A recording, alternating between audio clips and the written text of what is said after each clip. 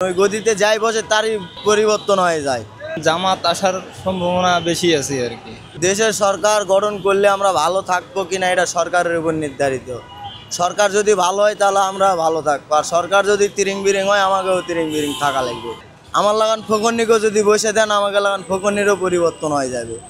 এই হচ্ছে অবস্থা দেশের, কাউকে কিছু বলা যায় না ভাই। এই যে ছাত্র হয় নামছে, ছাত্র আগে এরকম ছিল, আমাদের যখন অটোরিক্সা প্রথম ধরতো আগে ছাত্ররা গাড়ি ধরে আমাদের সাজেশান দিত, যেখানে যাওয়া যাবে না এখানে উঠো না, এক সাইড করে দাঁড়াও। আর এখন ওই নিয়ম নাই, এখন ছাত্র নামে দাঁড়ায় একটা করে গাড়ি ধরে ওইয়া দেয়, প্রত্যেকটা গাড়ির তারা 500 টাকা 700 টাকা কমিশন ছাত্ররা খায়।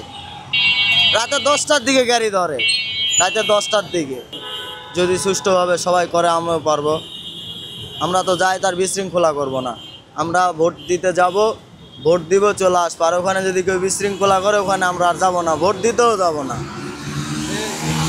মোহাম্মদ ইউনূসকে সাধারণ মানুষ সবাই মিলে তো বসানো হয়েছে। জি, সে কি দেশের মানুষের কোনো কাজ করতে পেরেছে বা কাজ করলে মনে আশা করে করতে পেরেছে? এখনো বর্তমানে দেখি নাই কাজ করতে, কারো মুখে শুনিও নেই যে এই কাজটা করছে ডক্টর ইউনূস, এই নিয়মটা নামাইছে, কেউ বলেও নাই, শুনিও নাই, দেখিও নেই। এর আগে ভালো ছিল, মনে করেন আওয়ামী লীগ সরকার ভালো করেছিল। এখন তো মনে করেন সরকার কাকে ভালো বলবো সেটা মনে করেন জামাত আসার সম্ভাবনা বেশি আছে আর কি। উপকারের কথা সেটা বলতে পারবো না, মনে করেন সেটা ধারণায় বলতেছি আর কি। 5 বছর তো অনেক সরকারই দেশ চালাইছে, আওয়ামী লীগ চালাইলো, বিএনপি চালাইলো। এখন এই জন্য জামাত দেখি 5 বছর কি করে, জামাতে দেখলেই বোঝা যাবে, 5 বছর তারা থাকলেই বোঝা যাবে কি কাজ করে না করে। এখন জামাত মনে করেন ভালো নামাজ কালাম পড়ে, এইটার জন্যই আমি বলতে পারি তারা আসতে পারে ক্ষমতায়। না, আমরা কোনো দল করি না।